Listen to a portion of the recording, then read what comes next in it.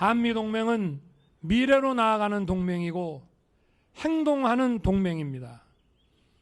저는 동맹의 70년 역사를 되돌아보고 동맹의 미래를 함께 설계하기 위해 여기 왔습니다.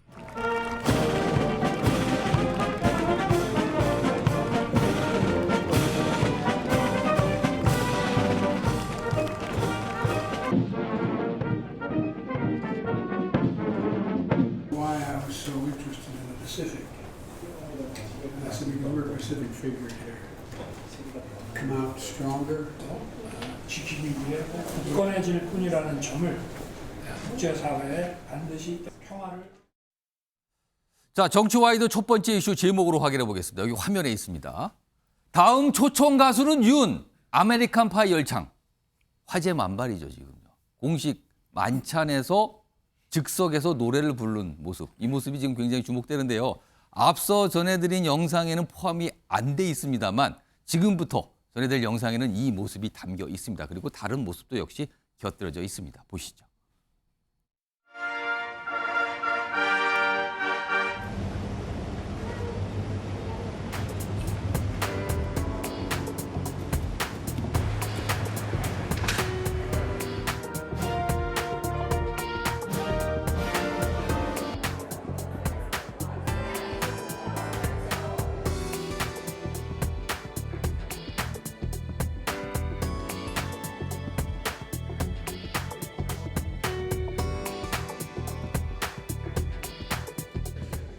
우리의 강철 같은 동맹을 위하여 to our ironclad alliance. 한미 동맹의 든든한 후원자이고 주주이신 여러분께서 원하시는 한 소절만. 근데 이 기억이 잘 날지 모르겠습니다. A long, long time ago.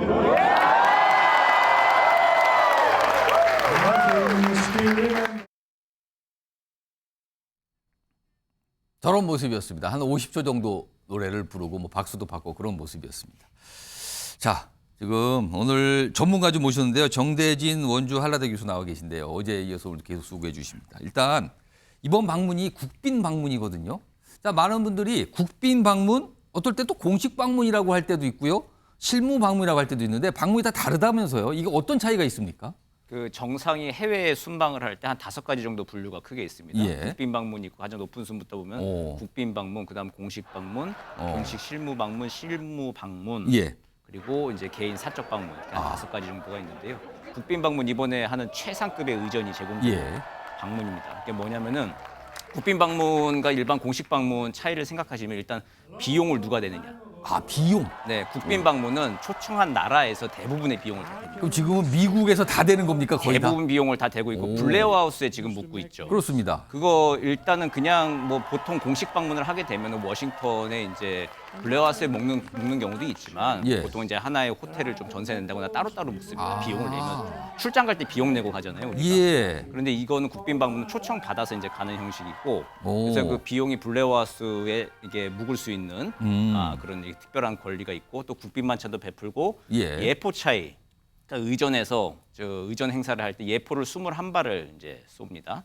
네, 그걸 다 쏴주고 하는 이제 하여튼 의전에 있어서 우리가 볼 수 있는 거의 모든 걸 다 볼 수 있는 게 국빈 방문. 예. 그리고 나머지 그 다음부터 공식 방문, 공식 실무 방문, 실무 방문이라고 하는 거는 이제 통상적으로 뭐 한 나라 그냥 가고 끝나는 게 아니잖아요. 예. 한 번만 가고 끝나는 게 아니기 때문에 그때마다 갈 때마다 우리가 비용을 내고 필요에 따라 협의를 해서 가는 것이고 국빈 방문은 또 그래서 임기 중에 한 대통령이나 한 정상의 임기 중에 어느 나라 국빈 방문을 하는 건 한 번밖에 못 합니다. 너 그게 굉장히 격식 자체가 최상급이니까 딱 한 번만 가능하는 거군요. 예, 그렇죠. 윤 대통령 같은 경우에 작년에 UAE가 될 때도 국빈 방문 갔었고 그럼 다시 국빈 방문 못 가는 거예요. 그리고 다음에 또 미국의 국빈 방문을 자기 임기 중에는 또 못 가는 겁니다. 그게 이제 관례로 돼 있고 받는 나라에서도 국빈 방문을 최소 매번 오는 사람마다 다 할 수가 없는 거잖아요. 엄청난 세금을 쓰면서. 그렇기 때문에 1년에 보통 한 5회에서 6, 7회 정도로 대부분의 나라가 제한하는 게 일반적입니다. 그러니까 쉽게 이해를 하면 이른바 국빈 방문은 가장 격이 높은 요즘에 흔한 말로 풀 버전으로 뭔가 환영을 하는 그런 방문을 뜻하는 거군요. 아, 비용도 초청한 국가에서 대부분 다 된다 뭐 이런 거네요. 자, 윤경호 소장님. 아까 영상에 잠깐 나왔는데요. 굉장히 유명하신 분들이 등장했어요. 박찬호 선수 부부 그리고 안젤리나 졸리 배우죠. 모자도 등장하고 뭐 이렇게 같이 오는 모습 그리고 우리나라 뭐 재계 총수 다 갔거든요. 이런 만찬 공식 만찬의 참석자는 누가 선정을 하는 겁니까? 주최 측입니까? 우리가 요구를 하는 겁니까? 주최 측에서 당연히 초대를 하는 거니까요. 어. 주최 측이 하지만 상대방 나라에 당연히 협의를 하죠. 예. 기본적인 원칙은 양국 간의 교류 우호에 기여를 한 아. 그리고 두 나라의 유명한 그러니까 지금 들어가는 분들을 대개 보면 알 수 있지만 안젤리나 졸리는 물론 양아들이긴 합니다만 아들이 연세대학에 와서 그렇습니다. 공부를 했죠. 국내 대학에서 예, 공부를 그리고 했어요. 안젤리나 졸리가 연세대학 방문을 위해서 한국에 아. 두 번이나 찾아왔을 거예요. 박찬호 선수야 뭐 LA 다저스에서부터 시작해서 필라델피아, 필리스 이번에 아마 야구 용품에 필리스 마크가 새겨진 거 뭐 선물 예. 오고 갔다는 얘기 있지 않습니까? 그리고 나머지는 대부분 이 바이든 대통령이 사실 지난번에 한국에 왔을 때도 만났던 재계의 아. 대기업의 각 총수들 예. 대부분 다 미국에 투자해달라 이 사인이잖아요. 예. 그러니까 저런 식의 양국의 문화, 경제 그리고 기타 다른 분야의 예. 교류와 우호에 기여를 한 사람들 이렇게 가는 거예요. 정 교수님이 이미 설명을 쫙 하셨으니까 제가 한 가지만 추가하자면 예. 국빈 방문에서는 항상 만찬에 가장 주목을 합니다. 만찬. 저 만찬이 얘기하신 의전의 여러 가지 중에 가장 백미거든요. 오. 근데 중요한 건 저 만찬에 누가 참석하느냐 그리고 만찬에 어떤 문화 예술 특히 연예인 가수 예. 이런 사람이 가서 뭔가 좀 재미있게 해주느냐 예. 이것도 있고요. 또 하나는 지금 나옵니다만 요리. 만찬에 비용이 얼마가 들었느냐 이게 예. 이제 나중에 화제가 돼요. 아. 그래서 그 비용이 참석한 사람들의 숫자만큼 나눠서 1인당 얼마짜리 이게 화제예요. 아. 지금까지 그러네요. 뭐 우리가 알고 있는 바로는 아마 2009년에 인도의 만모한 싱 총리를 불렀을 때 예. 1인당 200만 원의 비용을 쓴 걸로 200만 원짜리 식사가 나왔어요. 그래서 그때 가장 화제가 됐고요. 2011년에 이명박 대통령이 국빈으로 왔을 때는 120만 원으로 나와요. 이번에 윤석열 대통령도 이제 끝나고 나면 얼마짜리였다. 이게 아마 화제가 될 겁니다. 지금 음식 모양 보니까 비용이 상당히 보입니다. 일단은요. 굉장히 뭐 공을 들인 것 같기도 하고요. 아, 그렇군요. 자, 최수영 전 위원께는요. 사실 시간이 얼마 안 남았네요. 우리 시간으로 오늘 자정에요. 윤석열 대통령이 미 의회 연설을 할 예정인데 30분이에요. 영어로 연설을 한다고 지금 예고가 돼 있는 네, 상황이거든요. 그렇죠. 역대 우리나라 전직 대통령들도 미국 방문할 때 영어로 연설한 경우가 많이 있었나요? 있었습니다. 아, 그러니까 그래요? 윤석열 대통령 지금 영어 연설한다니까 왜 우리말로 안 하지 이렇게 생각하시는 분들이 많을 것 예, 같은데 그럴 수도 있어요. 실제 이전에 6분이 하셨어요. 그래서 오. 윤석열 대통령께서 하시면 7번째입니다. 이승만 전 대통령께서 이제 1959년에 하셨는데 예. 이승만 전 대통령이 원래 미국 유학파시니까 그렇죠. 미국에 그런 오래 이제 살았으니까. 오래 살았으니까 그렇게 이해가 됐는데 무려 30년 후에 노태우 전 대통령이 연설을 합니다. 그래서 그때 논란이 많았어요. 이분이 이제 북방 정책도 하기도 했지만 예. 아니 이 국가적 자존심이 걸린 일인데 이게 우리말로 안 해? 근데 또 한쪽에서는 야, 이 국제사회에 호감을 얻고 뭔가 얻어내기 위해서는 해야 한다 이런 찬반 논란이 있었어요. 근데 예. 잘 맞췄고요. 그 이후에 이제 또 김영삼 대통령은 가가지고 예.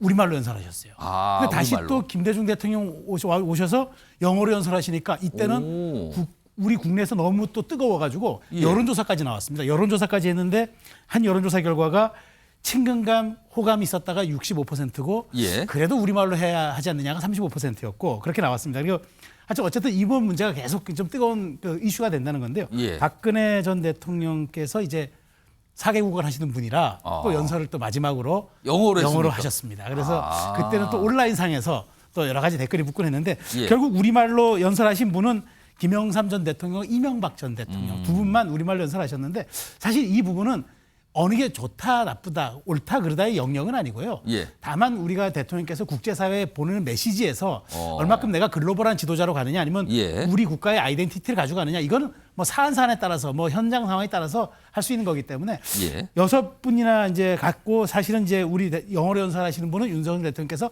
5번째 대통령이다. 이거 인식하시면 될 것 같습니다.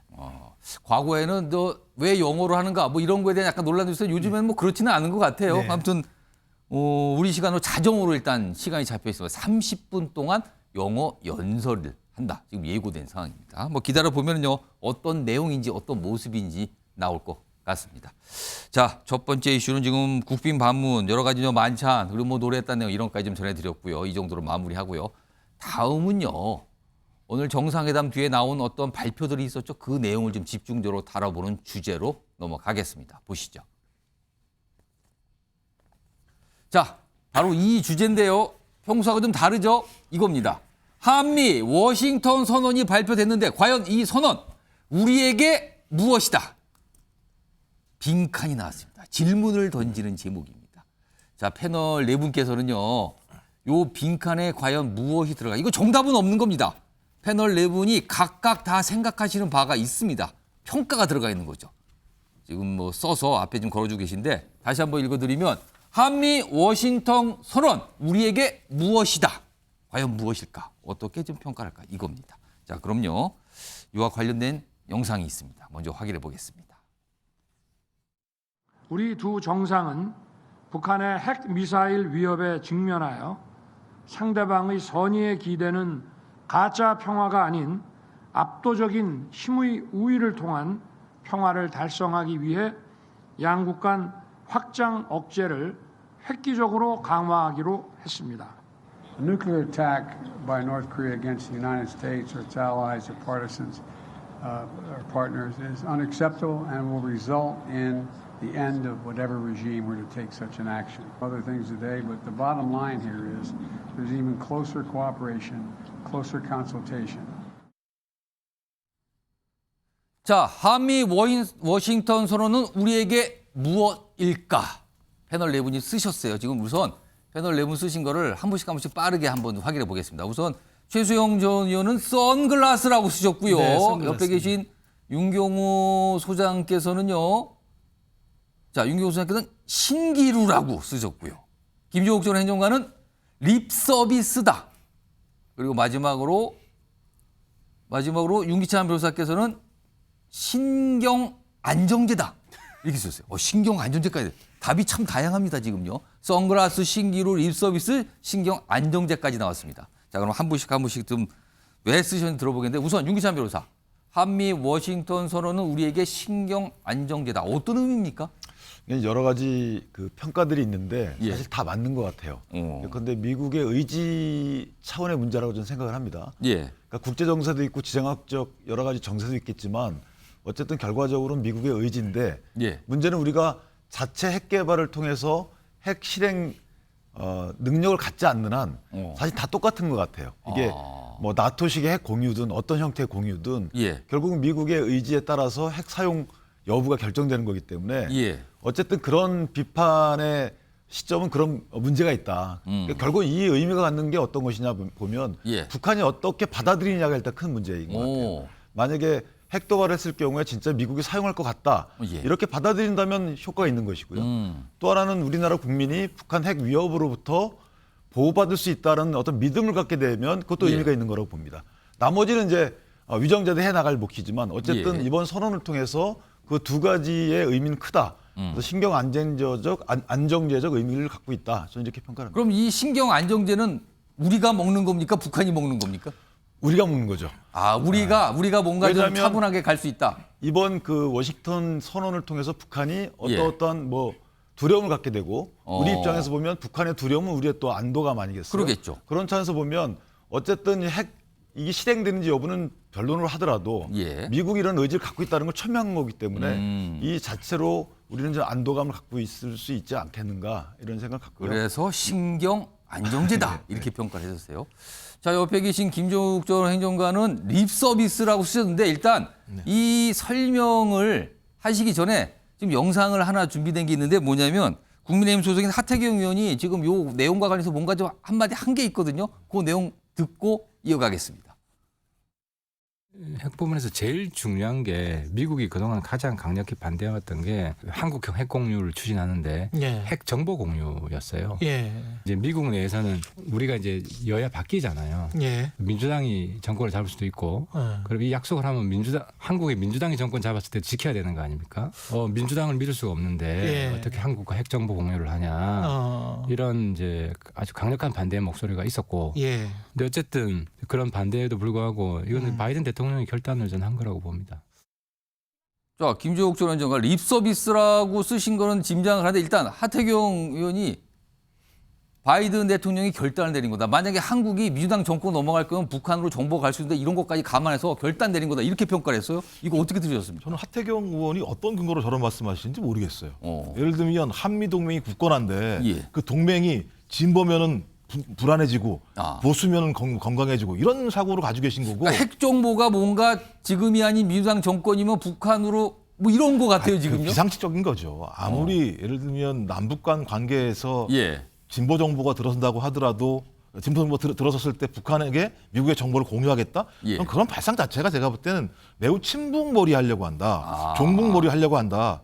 그러니까 계속 왜 그러니까 민주당 보고 왜 외교 문제는 초당적인데 이렇게 정쟁화시키냐고 말씀하시는 국민의힘 스스로가 오히려 이 문제를 정쟁화시키는 거죠. 어떻게 저런 발상을 할 수 있는지 전 상상이 안 돼요. 저런 저분도 삼선의 국회의원이시는 걸 제가 알고 있는데 저런 말을 하는 것이 우리에게 어떤 도움이 되는 것인지에 대한 조금만 생각하신다면 저런 발언 하시지 마셔야죠. 알겠습니다. 그리고 립 서비스라고 쓰신 건 어떤 이유입니까? 제가 볼 때 뭔가 주긴 준 것 같은데 뭘 받았는지 잘 모르겠다는 거예요. 저는 기본적으로. 그러니까 문서화됐다라고 얘기하는데요. 제가 볼 때는 그런 거죠. 1978년도에 박정희 전 대통령이 핵을 만들려고 했을 때 그걸 포기하면서 처음으로 핵 우산이 등장합니다. 이제 이번에 2023년도 마찬가지인데요. 우리가 핵을 포기하는 대신 핵 우산이 아닌 핵 능력이라고 변경되어 있는 내용을 주겠다고 얘기한 건데요. 이 내용을 들어보면 설리번 안보보좌관이 무슨 얘기를 하냐면 확장 억제 약속을 강화하고 그다음에 향상하는 일련의 구체적인 방법을 제시했다고 얘기해요. 그러니까 새로운 패러다임의 전환이 아니에요. 기존에 있는 확장 억제 정책에다가 추가적인 무엇을 줬다라는 얘기를 하고 있거든요. 그랬더니 이 부분에 대해서 MBC 뉴스에 나온, 그러니까 우리나라 MBC가 아니고 미국 NBC 뉴스에 나온 미들베리 교수는 워싱턴 선언은 상징적이다. 그러면서 한국 국민을 안심시키려고 하는 의도가 있다라고 얘기하면서 그런데 그 내용의 약속은 군사적 가치는 없다. 그러니까 군사적 내용이라고 하는 것이 나올 게 별로 없어라고 얘기하는 거예요. 기존에 웬만큼 내용들이 확장 억제를 하고 있는 것이고 지금 더 나왔다고 얘기하는 것이 전략 핵 잠수함을 통해서 순항적으로 조금 더 어떤 자주 예를 들면 동해에 진입하고 나간다라는 개념밖에 없는 상황이기 때문에 이런 내용 자체가 우리가 지금 워싱턴 선언이라고 얘기하는 매우 예를 들면 홍보하는 내용과 관련해서 무슨 내용이 있는 거냐 이런 측면에 대한 고민이 분명히 있는 것이고요. 또 하나는 정보 공유를 하겠다. 그다음에 공동 비상 계획을 하겠다. 그다음에 계획을 공동 실현하겠다. 이 세 가지를 얘기했다고 그러는데 정보 공유, 공동 비상 계획까지는 제가 이해를 하겠어요. 왜냐하면 이제 이 공동 비상 계획은 우리 군사작전으로 따지면 개념 계획 같은 거일 겁니다. 우린 이런 개념을 가지고 막아내자라고 하는 추상적인 내용이거든요. 핵심은 계획 공동 실현입니다. 이게 작전 계획이라고 볼 수 있어요. 우리 군사로 따지면. 작계와 관련된 내용이 나온 게 아무것도 없어요. 이 내용상에는. 전 그렇다면 뭘 준 건지에 대해서. 그러니까 제가 볼 때 그래서 립 서비스와 미국의 강력한 의지만 준 거 아니냐. 앞으로 지켜와야 될 문제인 거지. 이걸 가지고 뭔가 많이 받은 것처럼 얘기하는 건 사실과 다르다. 이런 말씀을 드리려고 하는 겁니다. 자, 윤경호 수장께서는 신기루라고 쓰셨어요. 설명해 주시죠. 신기루라는 게 사막이나 바다 이런 데서 온도차 또는 기압차 때문에 나타나는 자연현상이죠. 실제 위치와 다른 곳에 심지어는 다른 모습으로 보이는 현상이에요. 자, 이번에 워싱턴 선언이라고 얘기하면 북한의 핵 위협이 이제 사라지겠네라는 거를 우리 국민이 믿고 신뢰를 해야 되거든요. 자, 미국에 대해서 북한이 위협을 하는 거에 대해 이런 앞으로의 강한 의지를 보인 거냐 아니면 우리 대한민국에 대해서 북한이 핵 위협을 하는 거에 대해서 강한 의지를 보인 거냐. 뒤집어 말하면 북한이 미국을 때렸을 때 북한에 대해서 반격을 강력히 즉각해서 완전히 괴멸을 시키겠다, 초토화시키겠다라고 하는 거냐 아니면 우리 대한민국을 때렸을 때도 마찬가지인 거냐. 둘 다 결론은 사후 조치잖아요. 결국 핵 터지는 거는 대한민국 한반도에서란 말이죠. 그러니까 이런 식의 위협으로 과연 억제가 정말 효과가 있느냐. 그래서 북한이 핵을 포기하겠느냐. 아니면 이전에 문재인 정부가 온갖 욕을 다 먹어가면서 했듯이 북한을 달래고 얼러서 그래도 전쟁의 위협을 줄이는 게 맞는 거냐.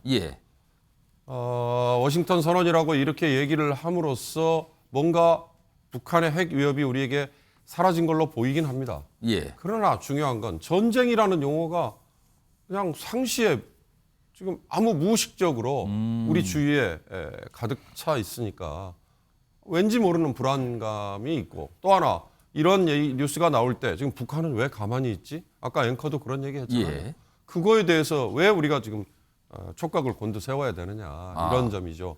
한반도에 핵 전력 잠수함을 배치한다? 전 미군의 요즘의 현대전 개념으로는 저건 의미가 없다라고 봅니다. 왜? B-1 폭격기, 그다음에 핵 전력 잠수함, 예. 그리고 ICBM이라는 거는 배치의 의미가 사라진 전략 무기잖아요. 그러니까 저걸 가진 쪽 미국이 예. 세계 어느 곳이든 자기들의 이익을 위해서 자기들의 결정으로 저건 언제든지 쓸 수 있는 거니까. 물론 그런 점에서 동맹국에게 상호 신뢰를 주고 동맹국에게 적용한다 이거니까. 예. 그런 의미에서 워싱턴 선언은 사실 한쪽에서는 의미가 있습니다. 그러나 다른 쪽에서 보면 정말로 이게 북한의 핵 위협이 완전히 사라지게 만드는 어떤 기폭제, 계기가 될 수 있느냐. 이거에 대해서는 상당히 헷갈리게 된다, 이런 느낌입니다.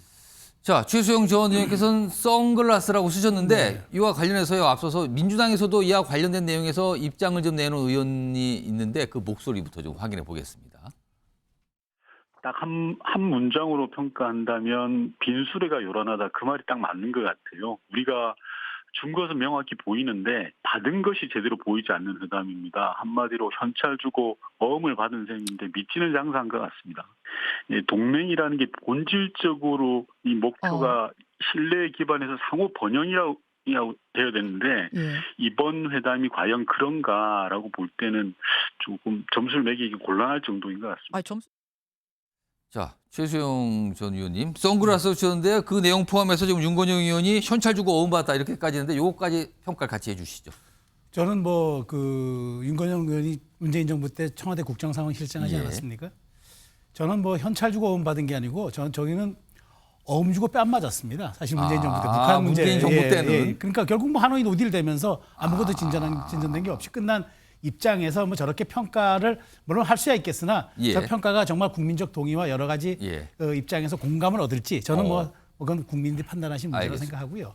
제가 선글라스라고 쓴 건 이겁니다. 우리가 선글라스를 언제 씁니까? 평소 날씨가 흐리거나 평범한 날은 안 씁니다. 지금 바이든 대통령이 선글라스를 썼네요, 지금요. 햇볕이 매우 강한 날 씁니다. 그러니까 바로 워싱턴 선언의 핵심이 중대한 사태 시 미국의 전략자산 사용 계획하고 확장 억제 계획을 공유하는 거잖아요. 그러니까 결국 우리가 햇볕이 어마어마하게 강할 때 쓰는 선글라스 용도가 되겠죠. 그런데 선글라스는 영속성이 없습니다. 연구성도 없고 말하자면은 그때 당시 임시방편인 거죠. 햇빛을 가리는 아주 셀 때 가리는 임시방편인 거고 우리 국민이 사실 원한 거는 언제라도 늘 안전한 이렇게 투광이 잘 안 되는 방탄유리를 원했는데 선글라스 정도가 온 거죠. 그래서 아직 저희 입장에서는 만족치는 못하나 그럼에도 불구하고 선글라스 쓰면 어떤 효과가 있습니까? 폼나지 않습니까? 멋지지 않습니까? 그리고 상대방이 보기에 저거 좀 약간 부담도 가기도 하고 그래서 북한이 보기에는 좀 두려워할 겁니다. 눈동자가 안 보이죠. 그렇죠. 쓰면. 약간 읽기도 어렵고 그래서 또 우리 국민에게 주는 심리적 기제도 있습니다. 뭐냐면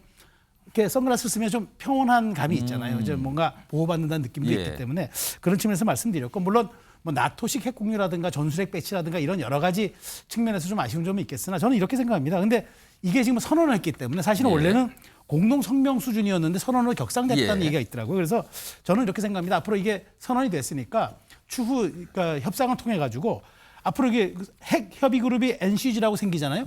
서울 사무소 두면 좋죠. 그러면 임계철선 역할을 하지 않겠습니까? 조금 더 우리가 확실하게 보장받고 그다음에 지금의 선언 수준을 좀 법적 구속력을 갖는 수준으로 격상을 시키던가 아니면 한미 상호 방위 조약 이상으로 좀 약간 격상을 더 시키는 이런 방안들은 좀 후속적으로 논의해서 국민들이 좀 더 안심할 수 있고 북한이 도발할 수 없는 그런 심리적 기제를 넘어서 현실적인 투광이 잘 안 되는 방탄유리를 만드는 게 한미가 앞으로 고민해야 될 지점이고 우리 정부가 더 미국에게 강력하게 요구하고 협상해야 될 부분이 아닌가 생각합니다. 그러니까 지금 선언이 약간 구속력을 갖는 쪽으로 좀 우리가 더 노력하면 좋지 않겠는가 이런 말씀을 해주신 것 같네요. 알겠습니다.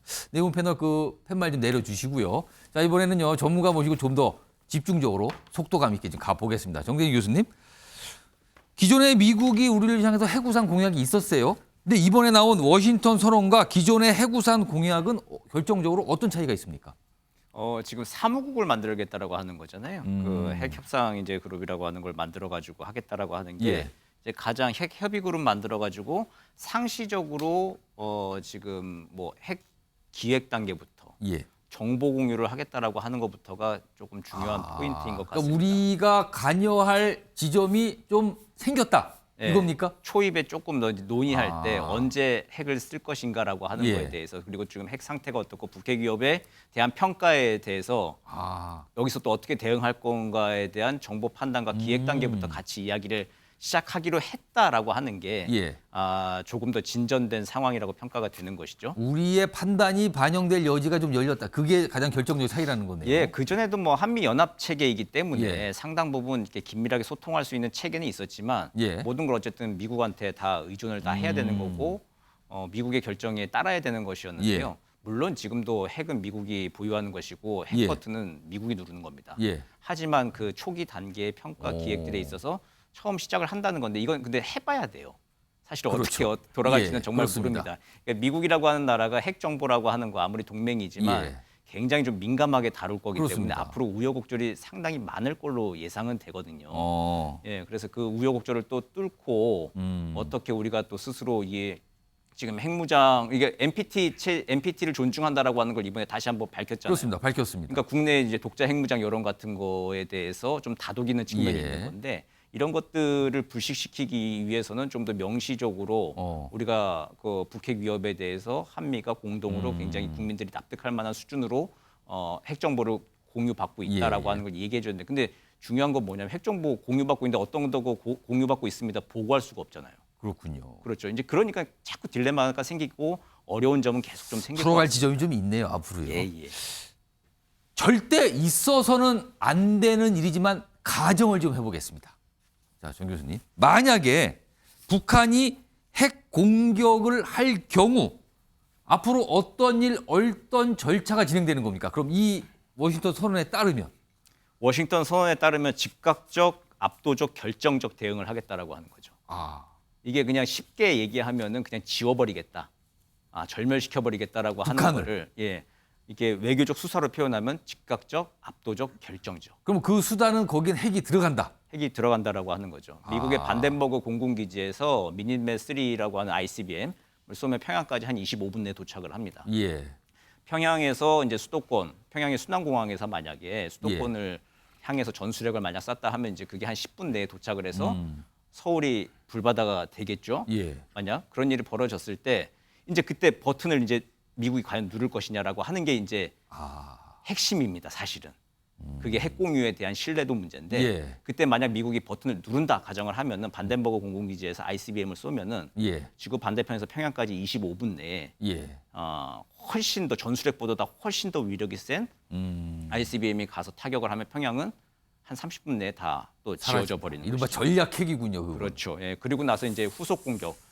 그 북한은 지금 한 45기에서 뭐 60기 정도의 핵탄두를 가지고 있다라고 예. 하는데 그거 가지고 또 미국에 실제로 이제 정말 타격을 미칠 수 있을지 능력은 좀 보이긴 했지만 실제 정말 납득할 만큼 수준에 올라오지 않았다고 많은 전문가들 판단을 하고 있습니다. 예. 그랬을 때 1격, 2격, 3격, 4격을 이게 주고받아야 되는데 북한 지금 현재 수준에서는 죽었다 깨어나도 미국과 전면적인 핵전쟁은 할 수가 없죠.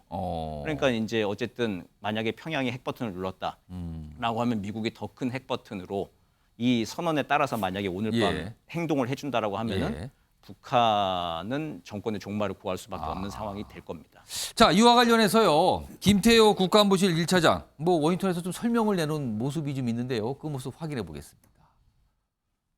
안보 동맹으로서 확장 억제를 획기적으로 강화하였습니다. 양국 정상은 70년 전 한미 상호 방위 조약이 체결된 이곳 워싱턴의 이름을 따서 워싱턴 선언을 채택하였습니다. 아울러 한미 양국은 핵 관련 논의에 특화된 최초의 상설 협의체로서 핵 협의 그룹 NCG (Nuclear Consultative Group을) 신설하기로 하였습니다.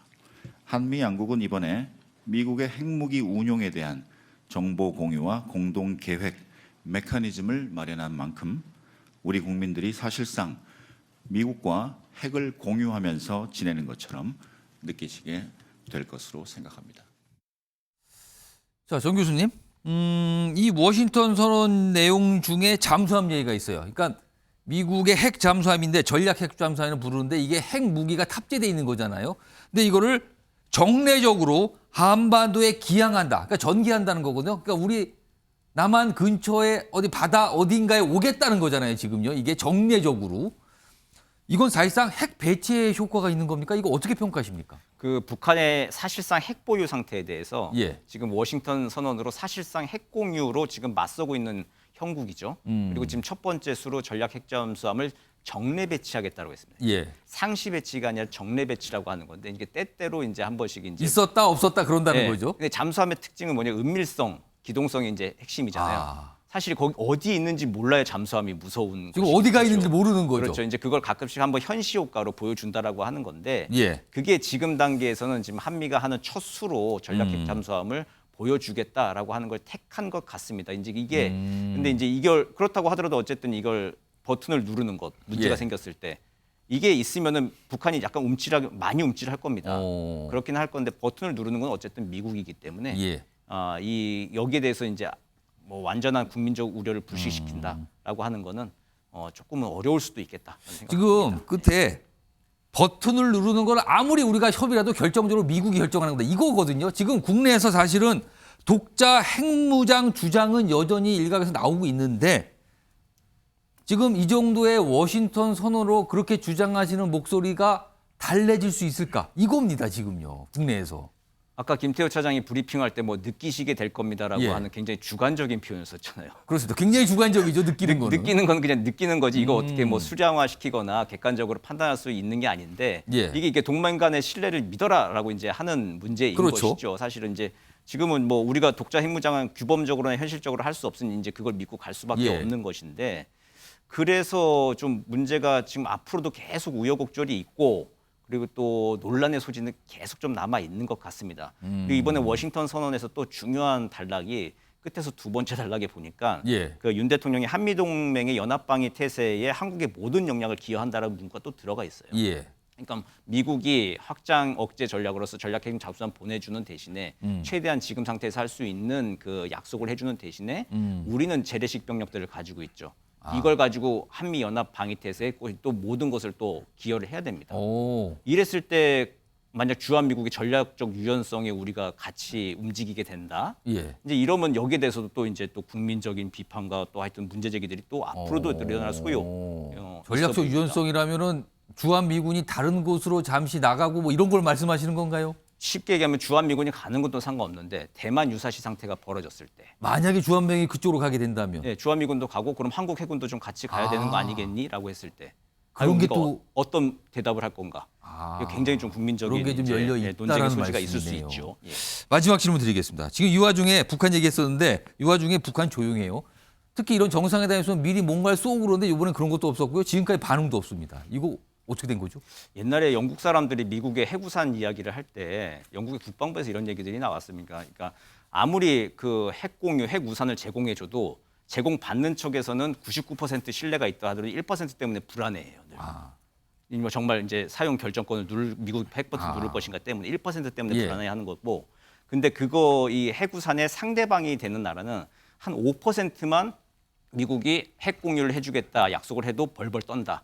그 5% 때문에. 예, 그렇죠. 그런 이제 이야기를 옛날에 영국 사람들이 한 적이 있어요. 예. 북한이 지금 아마 지금 그럴 겁니다. 북한이 자다 깨어나도 아무리 1000만 번 죽었다 깨어나도 지금 미국과 전면전 핵전쟁을 할 수 없는 상황에서 예. 점점 더 압박은 강해지는 상황에서 이걸 뾰족한 수가 없는 상황. 지금 잠잠이 있지만 뭐 이미 공언했던 정찰 위성 발사를 포함해가지고 예. 계속적인 이제 군사적 도발 그리고 또 남한을 상대로 한 재래식 도발, 예. 충격적인 재래식 도발 이런 것도 5, 6월 달에 아마 예상을 해볼 수 있는 시나리오 중에 하나일 것 같습니다. 굉장히 위협을 느낄 수도 있다. 뭐 이런 좀 전망이 있어요. 아직까지 반응이 없어요. 뭐 오늘 밤이나 내일 나올 수도 있는데 일단 좀 기다려 보겠습니다. 어떤 반응이 있을지요. 자, 워싱턴 선언과 관련해서 좀 넓고 깊게 좀 분석해 드렸습니다.